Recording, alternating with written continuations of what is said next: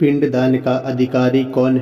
यह कहानी है विधवा भागवती और उनकी बेटी धनवंती की। भागवती के विधवा होने के बाद उसके पति के रिश्तेदार उसका सारा धन लेकर भागवती और उसकी बेटी को घर से निकाल देते हैं। इसके बाद दोनों माँ बेटी दूसरे नगर के लिए निकल पड़ती है। रास्ते में दोनों एक जगह आराम करने के लिए रुकती है तो वहाँ एक सिपाही एक चोर को बांधकर रखे रहता है। चोर को प्यास लगी होती है। वो भागवती और उसकी बेटी धनवंती से पानी पिलाने के लिए विनती करता है। पानी पीने के बाद वो माँ बेटी से सारी बातें पूछता है कि उनके साथ क्या हुआ था। सारी बातें सुनने के बाद चोर धनवंती के साथ शादी करने की इच्छा रखता है। यह सुनकर भाग्यवती को गुस्सा आता है और वो उस सिपाही को चोर की बात बताती है। सिपाही भी चोर पर गुस्सा जाहिर करते हुए कहता है, कुछ दिनों में तुम्हें फांसी लगेगी और तुम शादी करने की बात करते हो। यह सब सुनकर चोर कहता है, बहुत पाप किए हैं मैंने, अब लगता है कोई तो हो जो मरने के बाद मुझे पानी दे सके। मेरा कोई बच्चा नहीं है, मैं चैन से मर भी नहीं सकता, भूत बनकर भटकूंगा मैं। यह सब सुनने के बाद सिपाही वहाँ चोर को बांधकर आराम करने चला गया। सिपाही के जाने के बाद चोर भागवती और उसकी बेटी धनवंती को अपने छिपाए धन के बारे में बताने लगा। उसने कहा, अगर आप अपनी बेटी धनवंती की शादी मेरे साथ कर देंगे तो मैं आपको अपने छिपाए धन के बारे में बता दूंगा। मेरे मरने के बाद आप दोनों उस धन के साथ अपनी पूरी जिंदगी आराम से बिता सकेंगी। उसकी बात सुनकर दोनों सोच में पड़ गई। धनवंती की माँ भागवती ने चोर से पूछा, तुम यह क्यों करना चाहते हो? तो चोर ने कहा, शादी के बाद मेरा जो बच्चा होगा वो मेरे मरने के बाद पिंडदान करेगा, जिससे मुझे मुक्ति मिल जाएगी और मैं भूत नहीं बनूंगा। ये सब सुनने के बाद भागवती अपनी बेटी की शादी चोर से कराने के लिए तैयार हो जाती है। दोनों की शादी होती है और जल्द ही दोनों को एक बच्चा भी होता है। कुछ दिनों बाद चोर को फांसी लगा दी जाती है। भागवती और धनवंती काफ़ी दुखी होते हैं। कुछ दिनों बाद भागवती को चोर की बात याद आती है कि एक गुफा में मूर्ति के सामने की जमीन के नीचे उसने खजाना छिपाकर रखा था।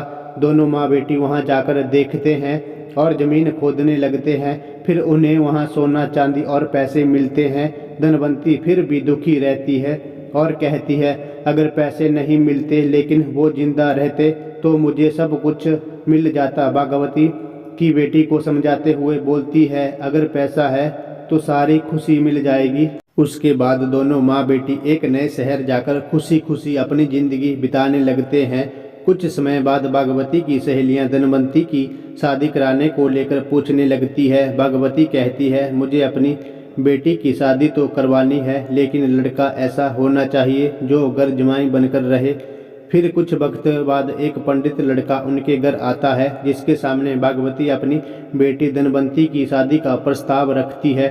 उनका बड़ा घर और पैसे देखकर वो लड़का लालच में आकर शादी के लिए हाँ कर देता है। वो कुछ वक्त तक उनके साथ रहता है और उनका भरोसा जीतने के बाद एक रात घर के सारे गहने और पैसे लेकर भाग गया। इस दुख में धनवंती की माँ भागवती की मौत हो गई और धनवंती गरीब और अकेली हो गई।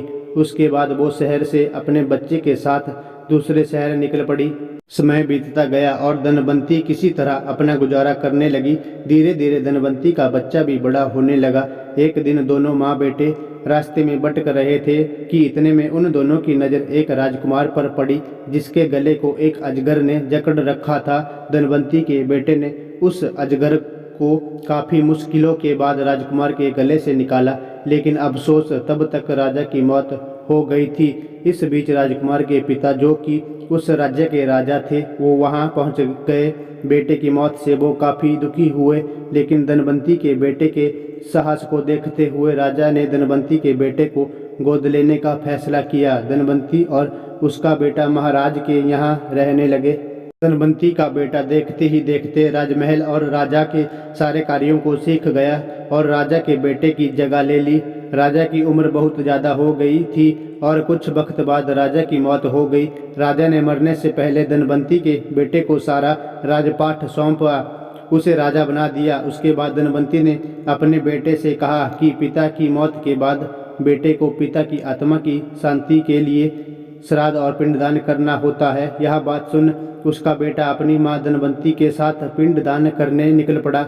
जब वो नदी के किनारे पहुंचा तो उसे 3 हाथ दिखाई दिए। इतनी कहानी सुनाने के बाद बेताल रुक गया और हर बार की तरह इस बार भी उसने राजा विक्रमादित्य से सवाल पूछा, बताओ राजन, उस लड़के का पिता कौन है? धनवंती का बेटा किस हाथ में पिंड देगा? इसमें उसका हाथ उस चोर का है जिसके साथ धनवंती की शुरुआत में शादी हुई थी। दूसरा हाथ उस आदमी का है जिसने धन के लालच में धनवंती से विवाह किया था। और तीसरा हाथ उस राजा का जिसने धनवंती के बेटे को गोद लेकर अपने बेटे की तरह रखा था। विक्रमादित्य ने जवाब दिया, उस लड़के का पिता वो चोर है जिसने धनवंती से पूरे रीति रिवाज के साथ शादी की। दूसरे व्यक्ति ने लालच में धनवंती से शादी की थी और राजा ने बस अपना काम किया था।